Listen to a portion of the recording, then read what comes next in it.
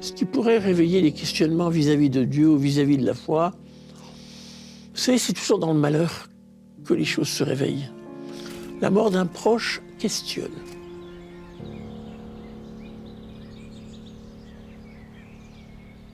Quand je parle avec les jeunes et on pose la question de la foi, parfois ça semble un peu lointain.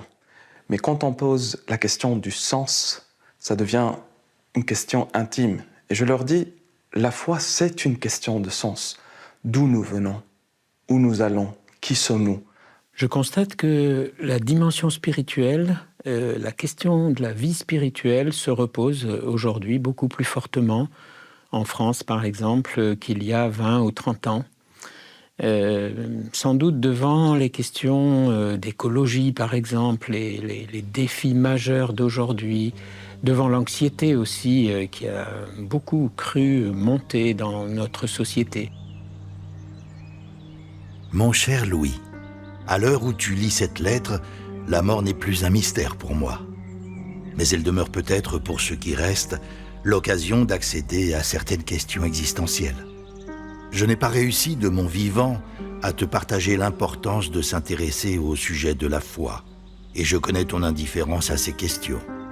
Il est pourtant essentiel d'oser y réfléchir, dans un monde où les croyances et le mensonge se multiplient et où il devient de plus en plus difficile de discerner le bien du mal. Pour moi, il est primordial d'avoir le courage de se poser honnêtement la question de l'existence ou non de Dieu. Il y a tant de dangers à succomber aux idées toutes faites, à la dictature du divertissement. Résiste! Quel est l'avenir de l'homme si sa pensée est enfermée dans les algorithmes des réseaux sociaux qui dictent ce qu'il faut penser et croire? Je te souhaite ardemment le courage d'affronter sincèrement cette quête de sens et qu'elle soit source d'émerveillement pour toute ta vie. Tu trouveras dans ma maison quelques livres à ton attention, ainsi qu'une boîte avec mon carnet spirituel, dont tu pourras t'inspirer si tu en as le désir. Adieu, mon Louis, ton grand-père qui t'aime si fort. Alors ça, c'est sûr. Il faut du courage pour poser un acte de liberté, alors que la mode d'aujourd'hui va tout à fait dans le sens opposé à ce qu'on pense, à ce qu'on croit. Moi, je crois que courage et foi, ça va très très bien ensemble. Je pense qu'il faut du courage pour croire. Il faut du courage pour aimer. Il faut du courage pour persévérer. Il faut du courage pour vivre.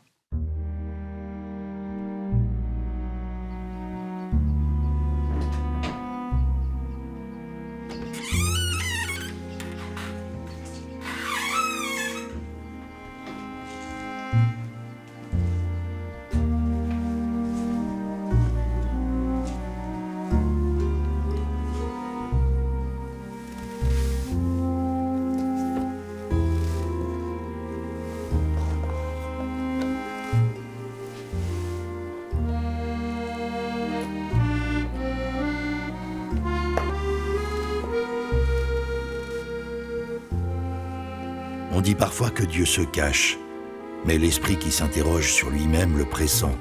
La nature le dénonce en silence, et il a laissé partout des empreintes digitales.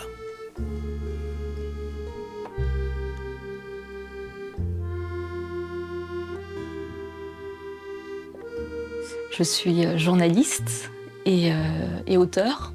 Moi, je viens pas d'une famille chrétienne, je viens d'une famille alévi. C'est une minorité religieuse en Turquie. J'avais 6 ans quand j'ai croisé le regard de la Vierge Marie dans une église.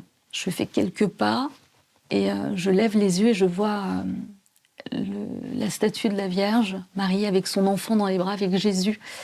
Et je sais pas, il s'est passé quelque chose. Je pense que c'est ça le mystère de la foi. Il s'est passé comme un coup de foudre spirituel, en fait. Je suis auteur et dessinateur. J'ai vécu une expérience forte à Thésée quand j'avais 21 ans, grâce à un petit mot de Charles de Foucault qui disait « Mon Dieu, si c'est vrai que vous existez, faites que je vous connaisse ». Et j'ai pensé que c'était génial de procéder de cette manière. Et c'est ce qui s'est passé. Je pense que dans notre société aujourd'hui, ce qui manque, c'est évidemment l'ouverture. On n'arrête pas de nous dire qu'on est une société progressiste, moderne, et alors que nous sommes dans une société, à l'inverse, totalement intolérante. En tout cas, quand on n'est pas dans les nouvelles normes de croyance, comme le chamanisme, la sorcellerie 2.0, l'ésotérisme, etc., j'en passe et des meilleurs. Alors, le monde des croyances se diversifie, oui. Chacun a sa propre croyance. C'est-à-dire celui ou celle qui veut absolument se définir son propre univers de sens. Eh bien, je pense que c'est parce que on est un peu perdu. Et qu'on ne sait plus très bien vers quel univers de sens plus universel on peut se raccrocher, comme si les grands idéaux, comme si les grands univers de sens universels avaient, périclité, n'existaient plus suffisamment. Et l'angoisse est là. Mais finalement, notre vie, elle a quel sens? Il faut en trouver un.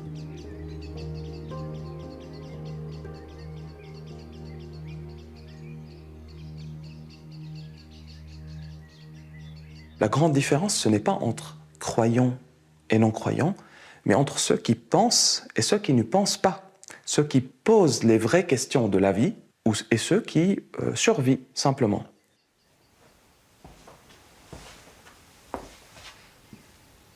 Depuis l'Antiquité, il pouvait y avoir des débats sur des sujets très précis, comme le soleil, par exemple. Les civilisations, petites et grandes, quasiment toutes, ont pensé que le soleil était un dieu, qu'il était éternel, et il lui offrait plus ou moins des sacrifices, parfois des sacrifices humains.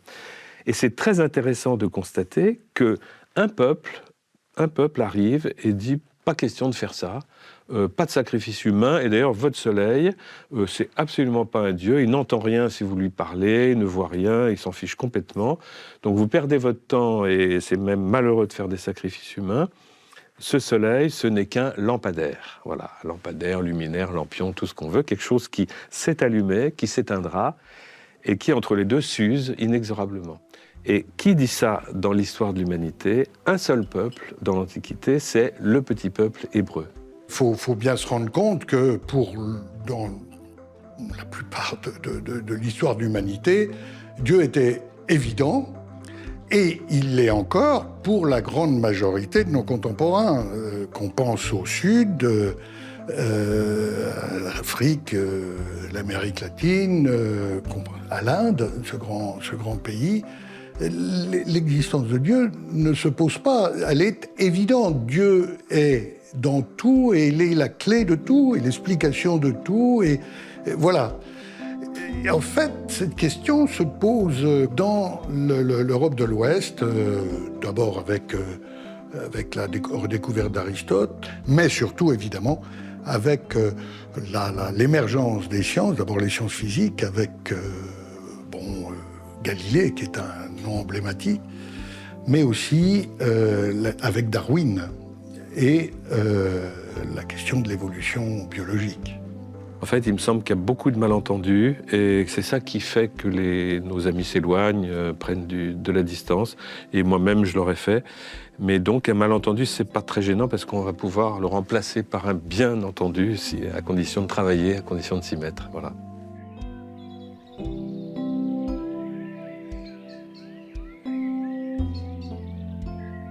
Le malentendu sur les 7, entre guillemets, jours de la Bible, tels qu'on lit les Bibles en français, n'importe quel rabbin vous expliquera que ce n'est pas des jours de 24 heures dont il est question dans l'Écriture, mais des étapes ou des chapitres, par exemple chapitre 1, chapitre 2. Et nos ados, si on leur raconte ça, ou plutôt nos enfants, si on leur raconte que Dieu a fait le monde en 7 jours, ils se disent, la création est faite en une semaine. Et quand il arrive à l'adolescence, il va apprendre, et heureusement qu'on l'apprend et que les sciences nous libèrent de fausses croyances, que les 7 jours, c'est en réalité 14 milliards d'années quasiment, depuis le Big Bang. Donc, qui on va croire? Les sciences ou un récit religieux plus ou moins fictif? C'est comme le Père Noël. À un moment, il faut arrêter d'y croire. J'ai toujours essayé, avec beaucoup d'autres, en apprenant aussi cela, à articuler les dimensions de la foi avec une des formes de rationalité qui est la rationalité scientifique. En même temps, le scientifique et le croyant, le prêtre et le scientifique en ce qui me concerne, ils cherchent des cohérences entre une vision du monde telle que, par exemple, dans l'Évangile ou dans le Nouveau Testament, on nous parle d'un monde qui va de alpha à oméga, et puis ce que peuvent dire en science des théories comme les théories de l'évolution.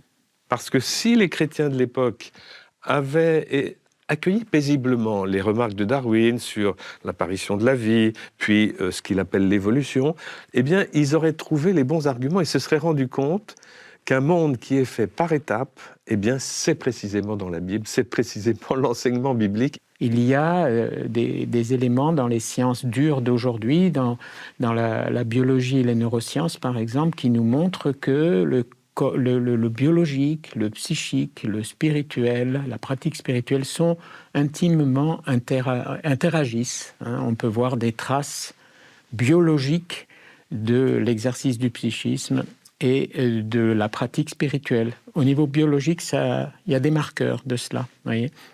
Et du coup, voilà une résonance avec, pour moi, un élément de l'anthropologie chrétienne, de l'homme, corps, âme, esprit.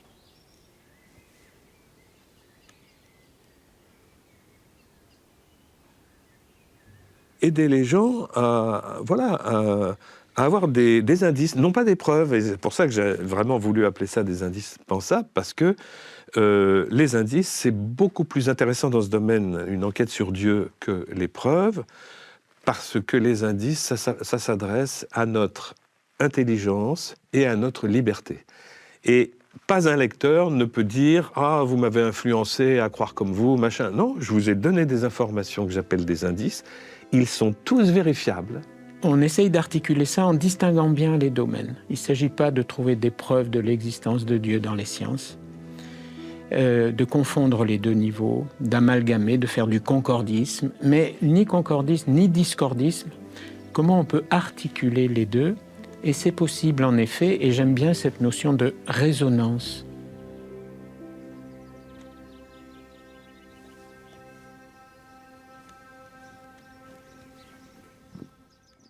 Parce que qu'est-ce que ça voudrait dire qu'on peut prouver Dieu par les sciences?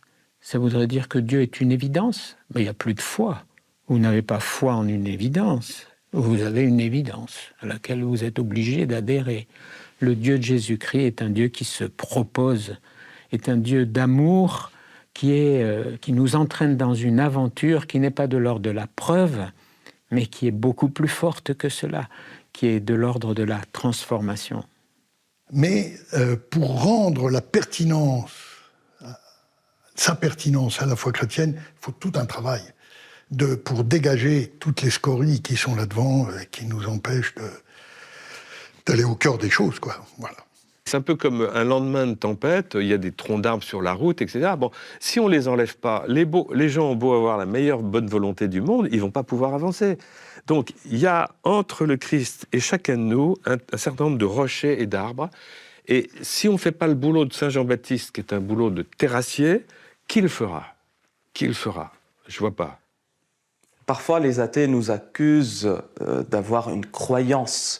Mais je dis au même athée avec lequel je dialogue, toi aussi, tu fais des choix de foi. Donc l'athéisme est aussi une foi.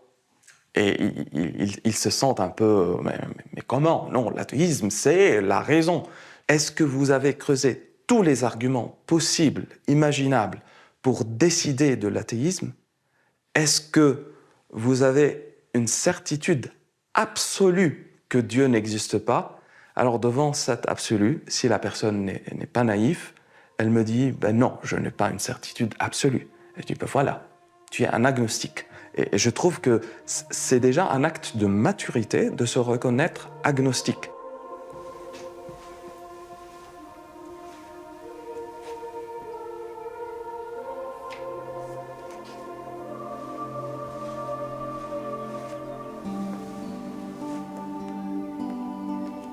On ne passe pas de l'incroyance à la foi sans réflexion ni débat. Cependant, entré athée dans une chapelle, j'en suis ressorti chrétien quelques minutes plus tard. On arrive à la foi par plusieurs voies. Il y a des gens qui arrivent avec la simplicité d'une intuition, avec une foi d'enfant qui l'accompagne pour toute leur vie. D'autres qui arrivent à la foi avec les doutes, les questionnements, avec l'insatisfaction de la vie ou avec un sursaut de joie dans la vie. Je ne suis pas entrée dans la foi directement par la lecture de la Bible. mais étrangement par des lectures d'auteurs catholiques qui n'ont pas, je veux dire, c'était pas des livres religieux, mais des auteurs catholiques comme Paul Claudel, mais aussi André Frossard, qui est un grand résistant, un des survivants de la baraque aux Juifs de Montluc, issu d'une famille communiste et aussi juive, qui s'est converti lui aussi lorsqu'il a traversé une église pour rejoindre un ami. Il s'est passé quelque chose là aussi. Vous voyez, c'est ça le mystère de la foi, ça vous tombe comme ça. Est-ce que la foi est un coup de chance et que certains l'ont et d'autres l'ont pas?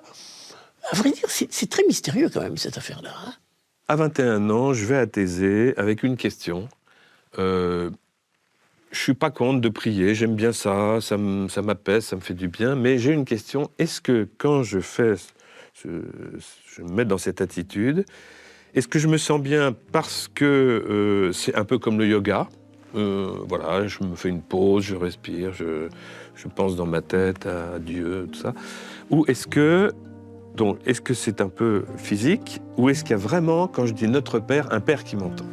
Point. La question, elle est très claire.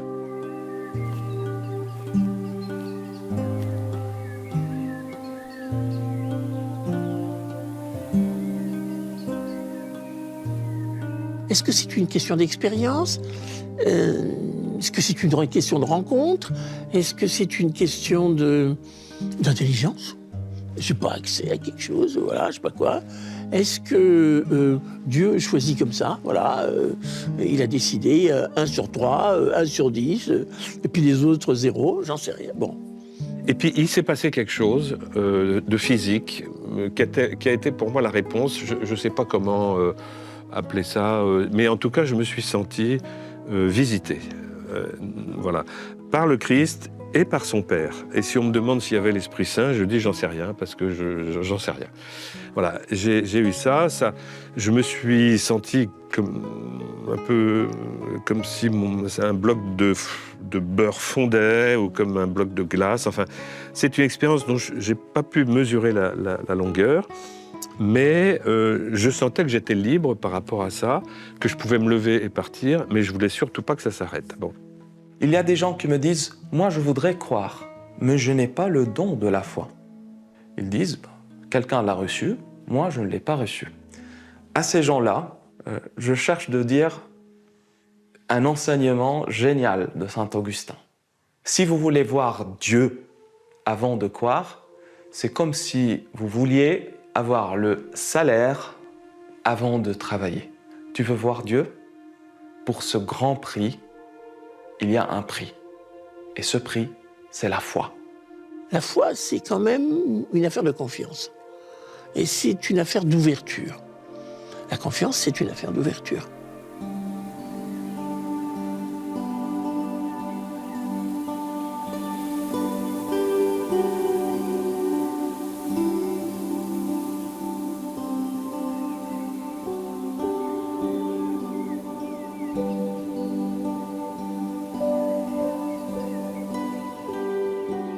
Blaise Pascal a une expérience très perçante.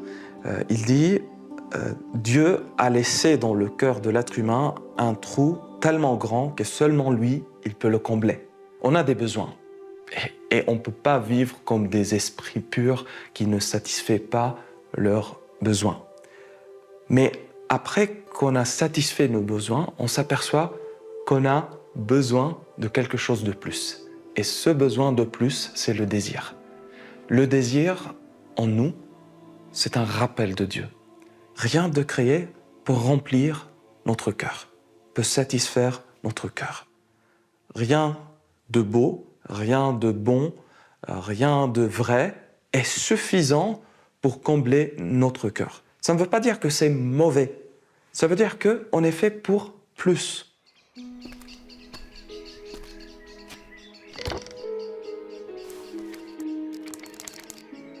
Il y a un saut dans la foi, un saut dans la confiance. J'aime ce poème de Petite Thérèse. Voir et sentir mon âme appuyée sans aucun appui.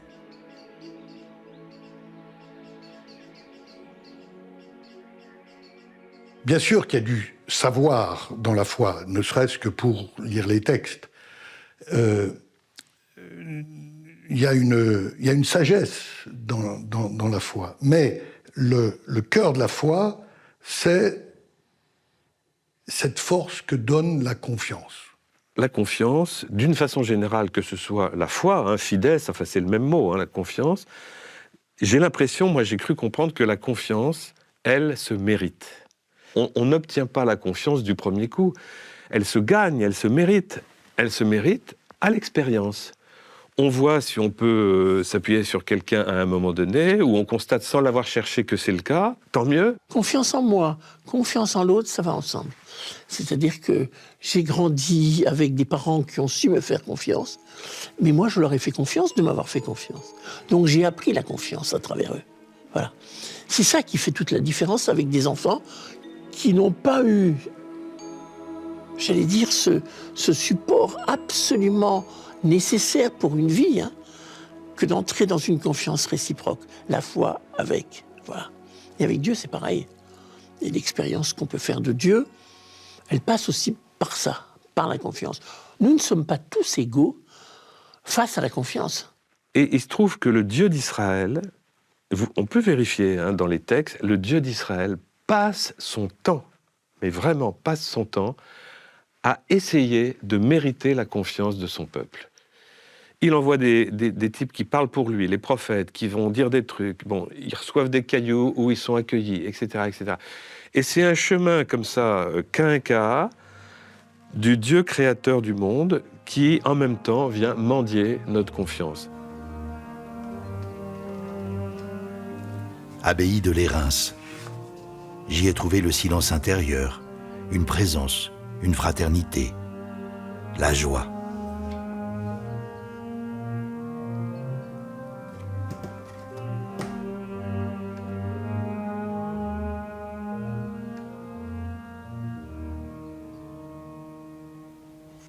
La première fois que je suis allée à la messe, à la fin de la messe, le curé a dit cette phrase qui, moi, tout de suite m'a interpellée. Il a dit « Partez en paix ».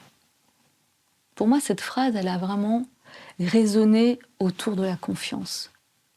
Ça, c'est un moment où on se sent, on part, mais vraiment en paix, dans le sens où on part avec confiance en soi. Moi, je l'ai compris, en tout cas, comme ça. La confiance, ça permet de voir large. Alors parfois aussi de tellement large que c'est plein d'illusions. Hein. Et justement, le chemin de foi, lorsqu'on est dans l'illusion, l'épreuve du réel se rappelle à nous.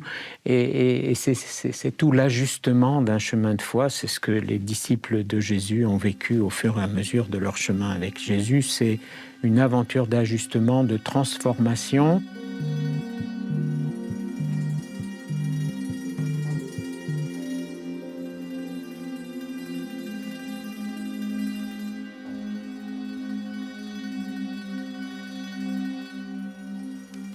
Le doute est permis dans la foi. Je vais même vous dire, moi, à mon avis, il est nécessaire. La certitude, c'est la mort de la vie. Être certain, ça veut dire qu'on a fixé l'endroit où on s'est arrêté. Et on n'en bouge plus. Or, la vie, c'est l'avancée. La vie, c'est de continuer à aller explorer. Voilà. Est-ce que Dieu existe ? Est-ce que la vie n'est pas simplement une espèce de passage provisoire entre la mort éternelle et la mort future ? Oui. Et ça, la réponse, on ne l'a jamais. Donc, il y a toujours un doute. Mais il y a un doute qui paralyse et il y a un doute qui fait avancer. On peut douter aussi de sa manière de représenter Dieu. Et c'est très bon. Dans toute la Bible, c'est une désidolâtrie très souvent. Hein, et c'est vite fait d'idolâtrer des choses, des gens, des personnes. Voilà, et puis de se faire une idole d'un certain nombre de choses qui remplacent Dieu. Éliminer le doute, c'est de faire de la foi un savoir. Ce qu'elle n'est pas. Je pense que la place du doute dans la foi, elle n'a pas à se théoriser. Elle y est la plupart du temps. Et c'est plutôt bon signe. Enfin, évidemment, il n'y a pas que le doute. J'espère qu'il y a la confiance, bien sûr, aussi. Mais On peut douter de quoi? On peut douter de sa manière de comprendre l'appel de Dieu. Ça s'appelle le discernement d'ailleurs. Et le discernement, c'est très, très important tout au long de l'existence. Alors moi, j'ai commencé à vivre ça parce que je me le suis dit moi-même au début, après Thésée. Je me suis dit, mais mon pauvre vieux, t'es complètement psycho, tu viens de t'inventer une fuite dans le spirituel parce que tout simplement, tu as peur du matériel, de l'avenir et tout. Ne t'égare pas dehors. Rentre en toi-même. C'est dans l'homme intérieur qu'habite la vérité. Saint Augustin.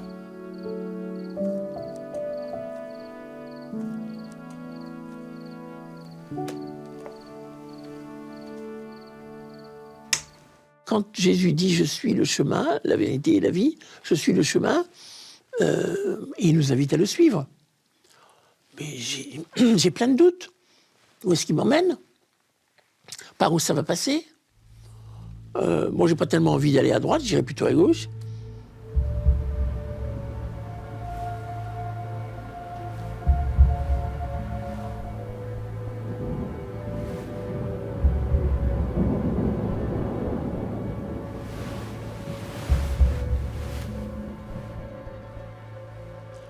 Le doute, c'est tout d'un coup, est-ce que j'aurai les forces nécessaires aussi pour le suivre sur le chemin?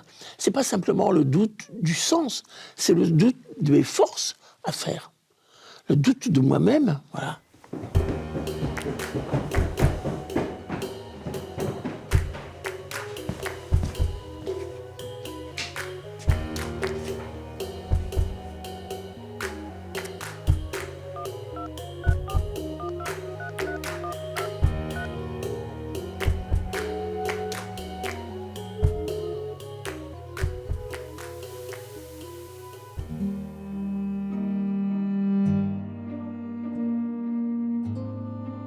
De mon court séjour chez les cisterciens, j'ai compris que devant le mal et le malheur, Dieu n'explique rien. Il s'implique. Il est auprès de celui qui se bat contre le mal.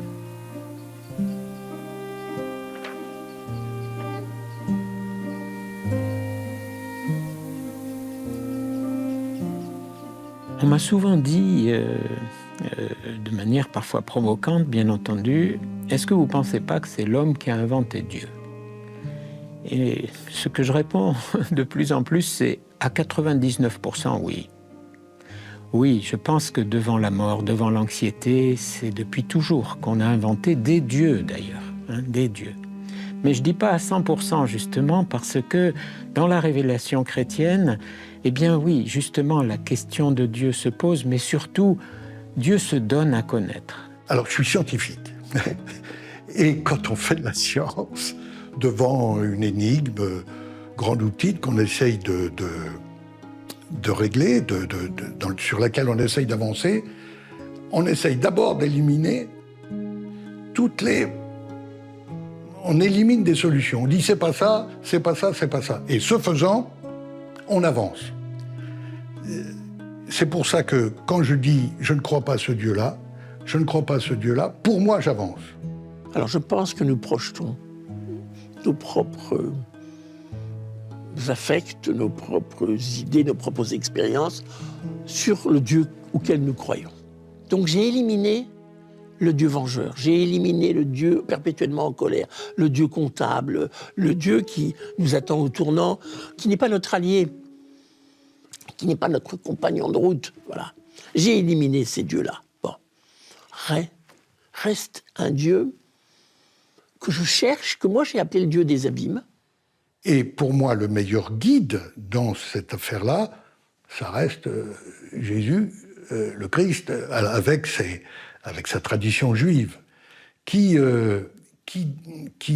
dans sa vie, a tellement dénoncé des utilisations de Dieu qui, pour lui, sont frauduleuses. Pour comprendre qui est Dieu et essayer de croire en lui, il faut aller du côté de la croix. Et là, beaucoup d'images de Dieu tombent.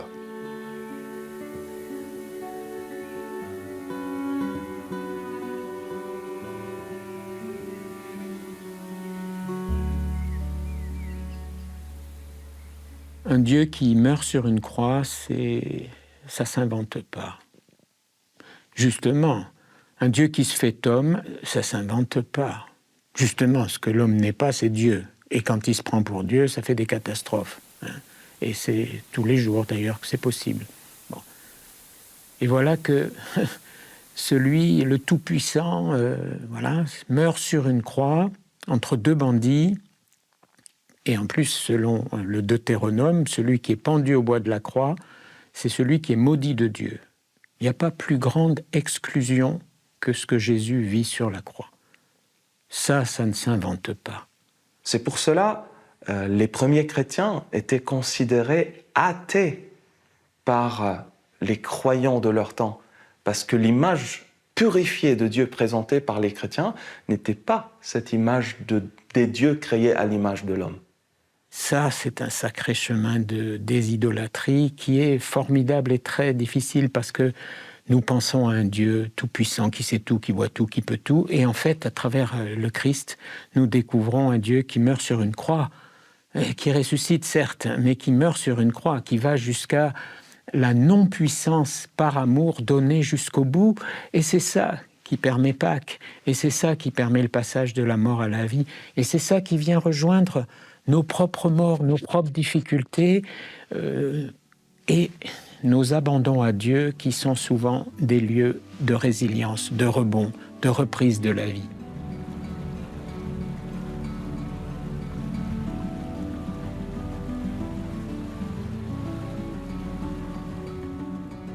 Ce qui est le plus important pour le croyant, c'est l'espérance.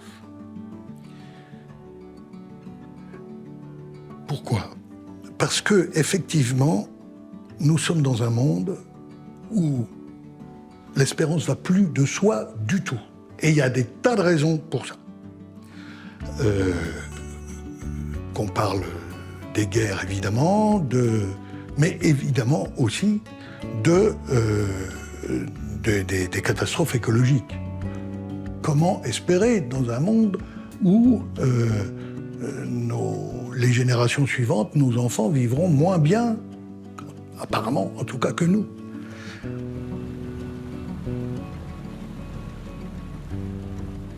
On bute devant d'énormes questions, depuis toujours.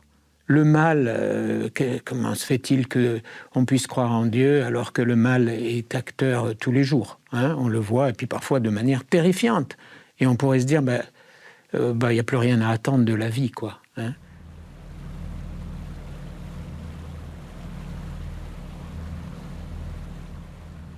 Autrement dit, l'espérance, ce n'est pas simplement l'espoir de jours meilleurs. C'est la confiance que malgré tout, il y a un avenir. Qui ne sera peut-être pas l'avenir auquel nous pensons. Et je pense que cette espérance-là, c'est le nom de la foi chrétienne pour aujourd'hui. L'espérance, c'est déjà, me semble-t-il, le fait de marcher, de ne pas rester sur place. C'est un voyage. L'espérance, c'est un voyage au-delà de ce qu'on imagine comme possible. Mais tous les chercheurs scientifiques savent bien ça. Devant un problème qui a l'air insoluble, eh bien, ils vont faire un voyage. Alors, ils vont le faire plutôt intellectuellement. Dans la foi, c'est tout l'être humain qui est pris dans ce voyage. Hein. L'espérance, c'est ce qui tient quand il n'y a plus d'espoir. C'est cette chose insensée de dire la vie, mais peut-être pas la vie biologique telle que je la vis là maintenant, mais la vie va traverser. C'est ce qu'on appelle la foi en la résurrection. Hein. Un chrétien ne peut jamais désespérer de toute situation, même qui a l'air complètement fermée, comme la croix a l'air d'être un échec final. Il y a toujours une possible traversée de l'échec. Par une ouverture personnelle, communautaire, à la présence de celui qui justement a traversé la mort pour donner la vie. Et c'est pas de la théorie, ça. Dieu n'est pas ce qui permet un raisonnement et un appui extraordinaire pour expliquer telle ou telle chose. C'est une sorte d'appel intérieur qui me permet, dans l'épreuve en particulier, d'avancer.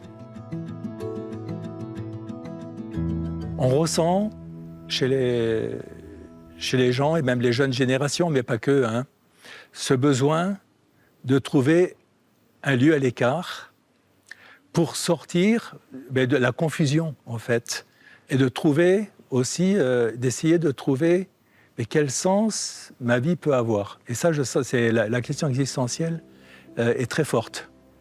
Et pas forcément de prime abord spirituelle.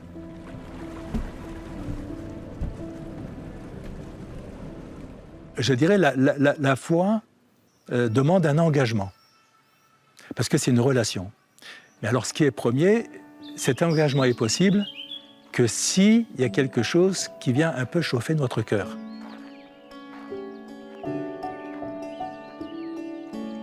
Mais la foi, c'est quand même Dieu qui se fait d'abord connaître, qui vient nous chercher, qui nous rencontre.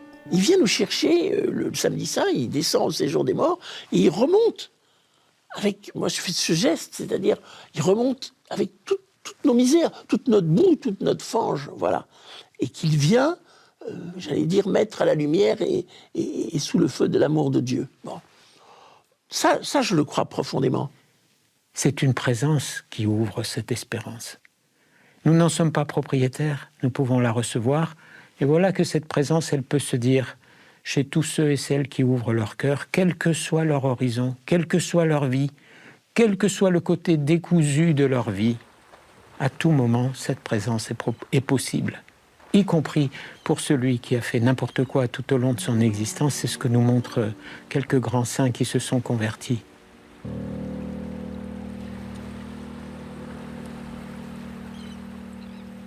Quand on arrive avec un silence un peu enfermant, blessé et tout ça, on a peur de ce silence, parce que le silence vient toujours chercher un peu un lieu de révélation.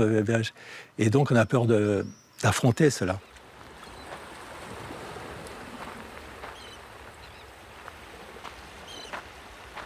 Il y a ce silence qui est nécessaire, qui est une décantation de tout ce qui nous habite, pour commencer à y voir plus clair. Mais pour y voir plus clair, il faut aussi être aidé. Il faut une structure, il faut un cadre porteur, il faut du contenu, il faut une parole en fait. Si le silence, c'est un éveil à une parole, que ce soit la parole de Dieu, que ce soit la parole entre frères et sœurs, en humanité, participer à un office, voilà. Je dirais, là, le silence, il devient fécond, il devient un lieu de révélation.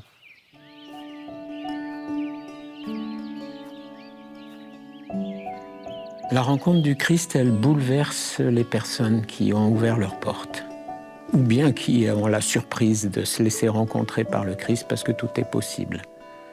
Et du coup, ça provoque un chamboulement. On ne peut plus vivre comme avant. Et évidemment, on cherche, du coup, comment vivre à partir de cette rencontre. Et ça va être un long chemin de transformation. Et quand on reçoit le baptême, ça y est, c'est pas fini. C'est pas parce qu'on est devenu catholique que ça y est, tout est plié, l'affaire est dans le sac. Pas du tout.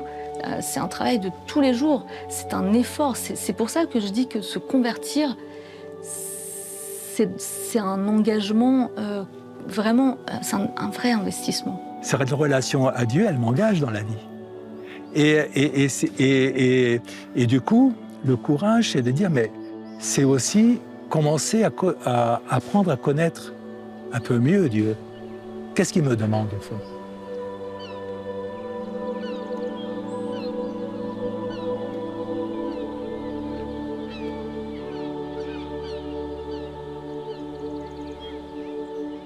Ce n'est pas le cumul de savoir qui fait la vie spirituelle. Il y a quelque chose de plus profond que j'aimerais appeler règle de vie. La règle de vie, c'est une discipline que le moine comprenne très bien, mais qu'il faut appliquer dans sa vie même si on est dans le monde. Plus, si on est dans le monde, on n'a pas cette règle externe, il faut qu'elle soit intériorisée. Et pour moi, cette règle commence d'abord avec la priorité donnée à Dieu. Et c'est un point très important de commencer sa journée, pas avec les inquiétudes, mais avec un moment devant celui qui est la perspective de mon existence.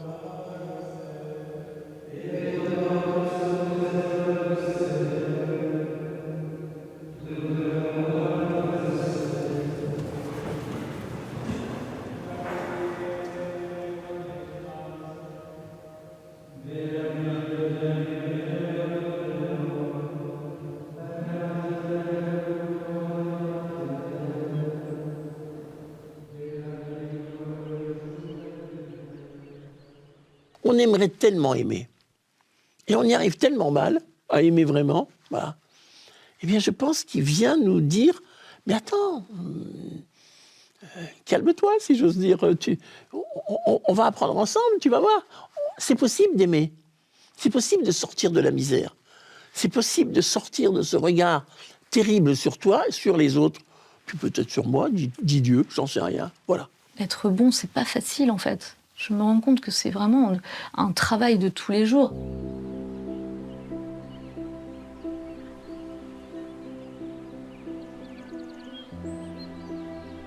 La rencontre avec la parole de Dieu, et ici je précise, ça ne devrait pas être la simple lecture, mais se lire dans les Saintes Écritures. Croiser le regard de Jésus qui me regarde par sa parole. C'est ça, se lire dans la parole. La connaissance de Dieu et la connaissance de soi, pour moi, croyante, a forcément partie liée. Mais c'est pas parce que c'est important de se connaître soi, c'est important de se connaître soi en relation avec les autres. C'est parce qu'il y a les autres que c'est important aussi. Se lire dans la parole de Dieu, c'est s'appliquer afin que cette parole ne soit pas une parole éloignée, il y a 2000 ans, 3000 ans, mais une parole actuelle qui parle à moi aujourd'hui, à mes engagements, dans mon travail, dans ma famille. C'est une parole vivante, ce n'est pas une parole morte et historique seulement. Plus je connais mes fragilités, moins je serai vulnérable à la relation, voilà. Et plus je serai du coup ouverte et confiante dans la relation à l'autre. J'aime parler de ce que j'appelle le triptyque. C'est-à-dire, et vous le mettez dans le sens que vous voulez. Dieu, les autres et moi, moi, les autres, Dieu. S'il manque un élément de ce triptyque, pour moi, croyante, il manque quelque chose d'essentiel. Or, la relation blessée-blessante, elle est entre ces trois éléments-là. On ne peut pas marcher vers Dieu dans une solitude écrasante. Des gens avec lesquels partager la profondeur de cheminement sont cruciales. C'est l'amitié spirituelle. L'amitié et l'accompagnement spirituel.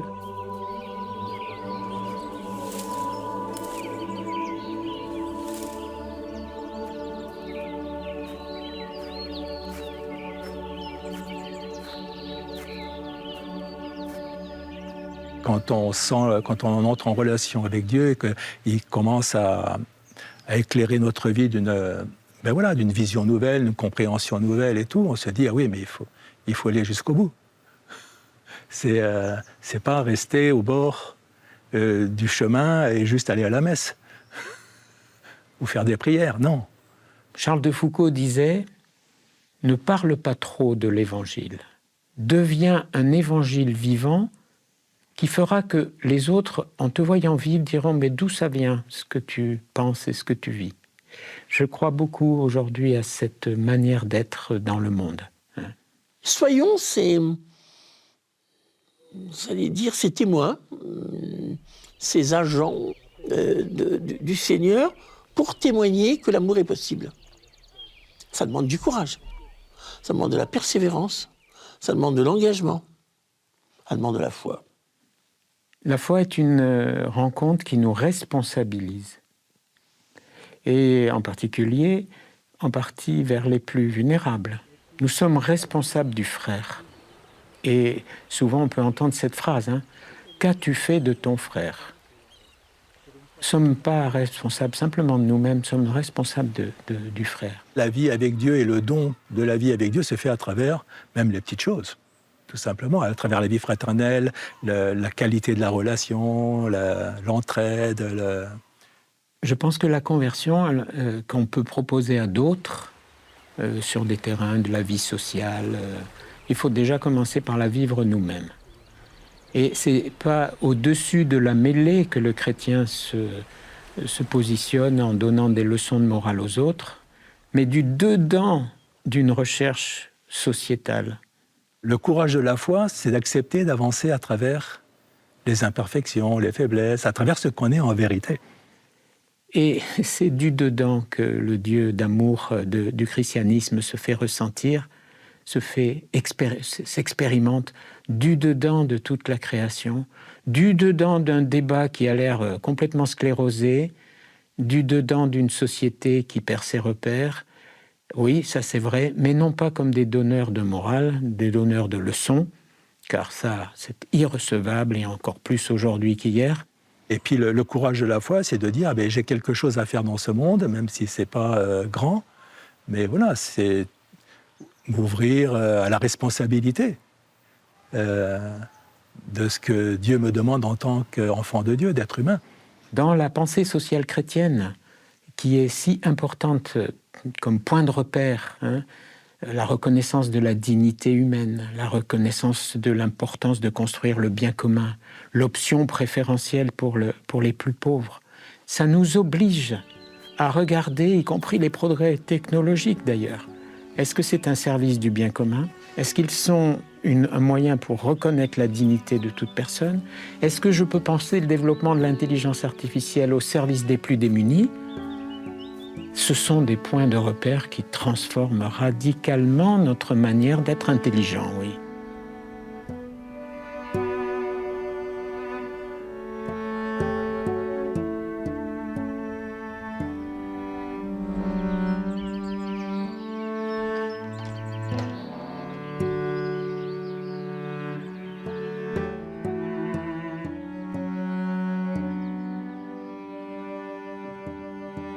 Au cours de sessions, justement, de retraite, comme ça, tout d'un coup, c'est la découverte de dire oui, tiens, je viens ici, je ne sais pas trop ce que je cherche, je ne suis pas baptisé, mais j'ai le souvenir, quand j'étais petite ou quand j'étais enfant, d'être allé à la messe avec ma grand-mère, elle priait le chapelet, ça me plaisait, ça m'interrogeait, puis après, voilà.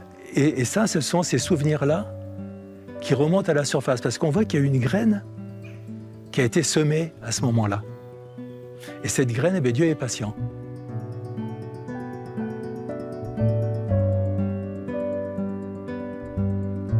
Merci.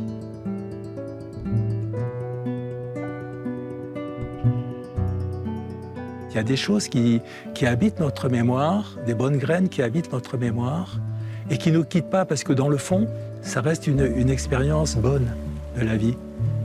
Et puis, au cours pour une raison ou une autre, ça ressurgit.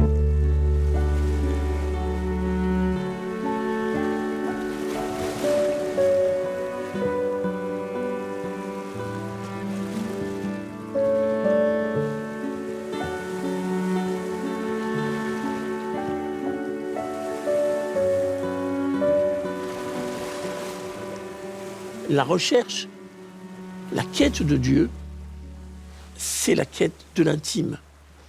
C'est la quête de ce Dieu qui est inscrit en moi de manière si personnelle, si intime, si particulière. Voilà.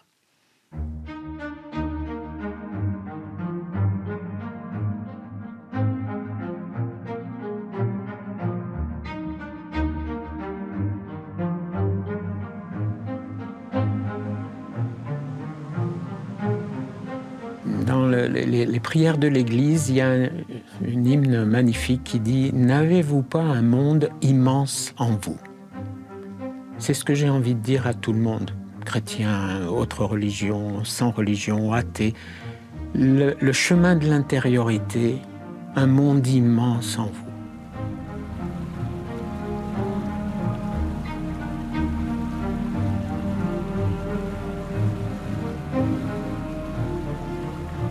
Et cette extraordinaire expérience, de pouvoir, par moments bien sûr, percevoir que quelque chose est en nous, qui est à la fois bien de nous et qui est plus grand que nous.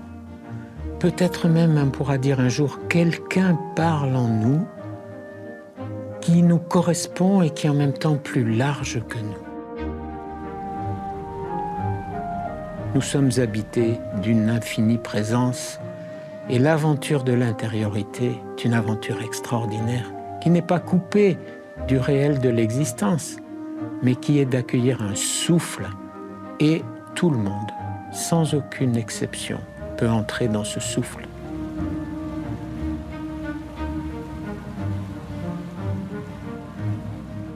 Combien de fois ai-je vu des personnes qui me disaient « Moi, je ne crois pas en Dieu », mais qui vivaient de ce souffle extraordinaire. L'important, c'est pas tant ce qu'on dit, c'est ce qu'on vit.